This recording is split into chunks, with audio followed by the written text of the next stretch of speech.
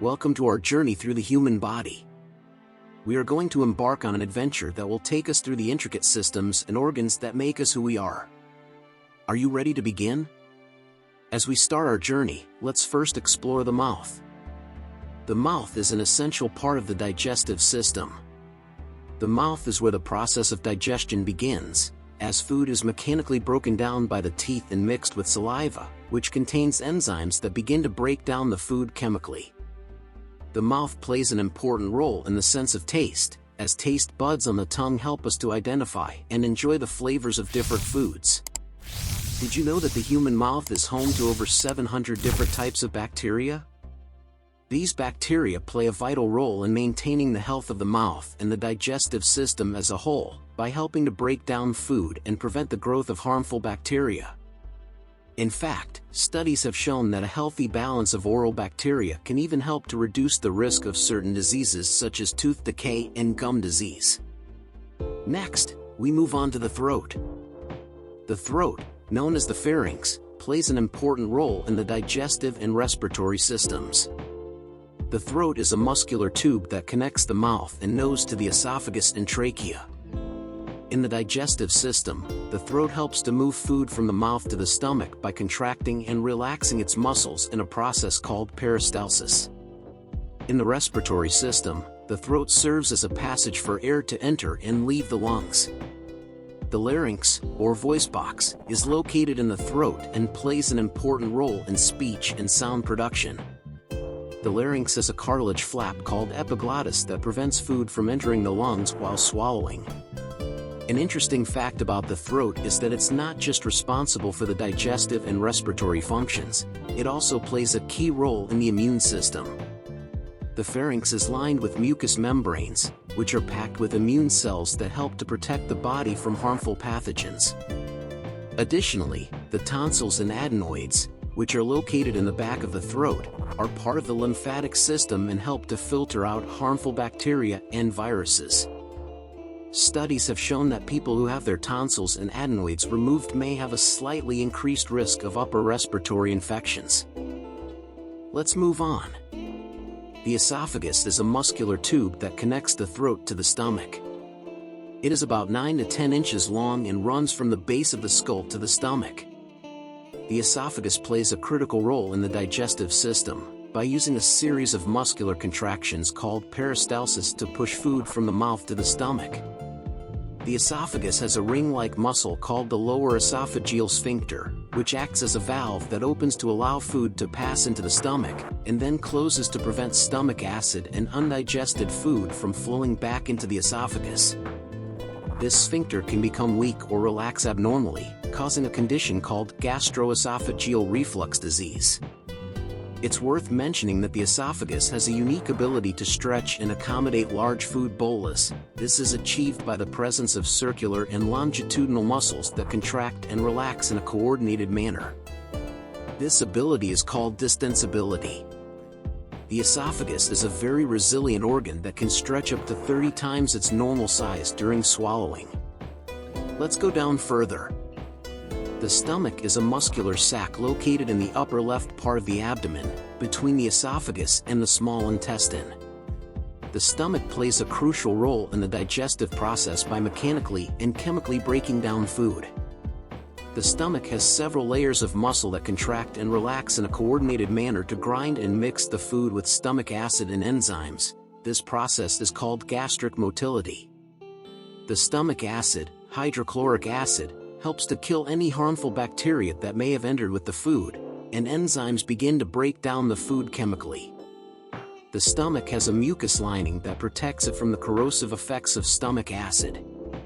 The stomach can hold about 3 to 4 cups of food and can stretch to accommodate larger meals. An interesting fact is that the stomach also secretes a hormone called ghrelin, which signals to the brain when the stomach is empty and it's time to eat. It also has a hormone called GIP that signals the pancreas to release insulin after a meal. So, what's next for us? This is the small intestine. The small intestine is a long, narrow tube that connects the stomach to the large intestine. It is about 20 feet long and is folded and coiled to fit inside the abdominal cavity. the small intestine plays a crucial role in the absorption of nutrients from food. The walls of the small intestine are lined with millions of tiny finger-like projections called villi, which increase the surface area for absorption. The small intestine secretes a variety of enzymes and bicarbonate, which help to further break down the food and neutralize stomach acid. The majority of nutrient absorption occurs in the small intestine. It is home to trillions of microorganisms, also known as gut microbiome, that help to aid digestion, produce vitamins, and regulate the immune system. An interesting fact about the small intestine is that it has a unique ability to selectively absorb different types of molecules. For example, the small intestine absorbs glucose and amino acids by facilitated diffusion and active transport, respectively. Next would be the pancreas. The pancreas is a large gland located behind the stomach. It has both exocrine and endocrine functions. The exocrine function of the pancreas is to produce and secrete enzymes that aid in the digestion of food in the small intestine. These enzymes include trypsin, chymotrypsin, and lipase, which break down proteins, fats, and carbohydrates. The pancreas secretes bicarbonate, which neutralizes stomach acid and helps to create an alkaline environment in the small intestine. The endocrine function of the pancreas is to produce and secrete hormones, such as insulin and glucagon, which regulate the body's glucose levels. Insulin helps to lower blood sugar levels by promoting the uptake of glucose by cells and the conversion of glucose into glycogen, while glucagon raises blood sugar levels by stimulating the liver to convert glycogen back into glucose. An interesting fact about the pancreas is that it has a dual blood supply, one that carries oxygen and nutrients and another that carries hormones. This allows for efficient hormone secretion and metabolism. Moving on to the colon. The colon, also known as the large intestine, is the final part of the digestive tract.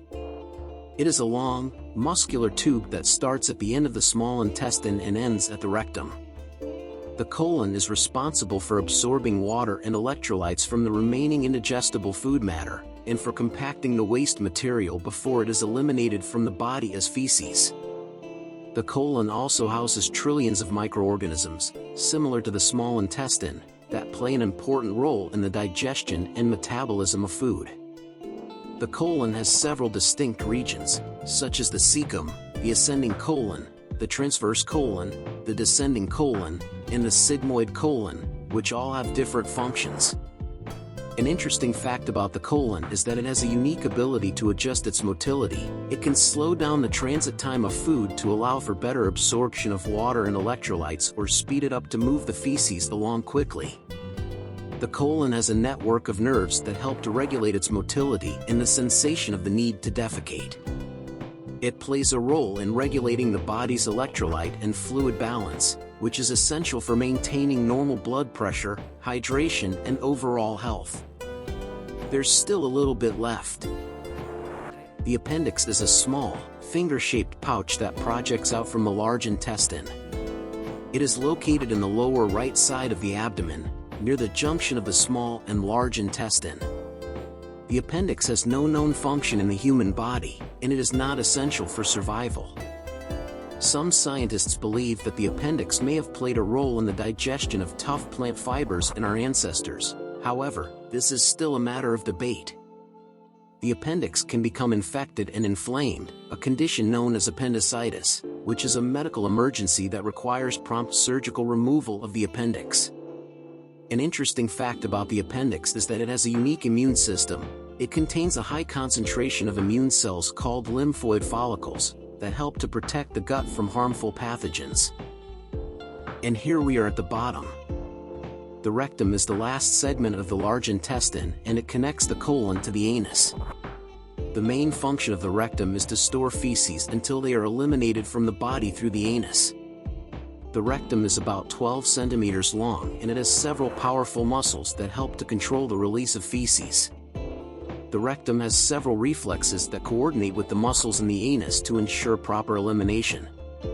The rectal wall is lined with several types of sensory receptors that can detect the presence and consistency of feces, which is important for the feeling of rectal fullness and the urge to defecate.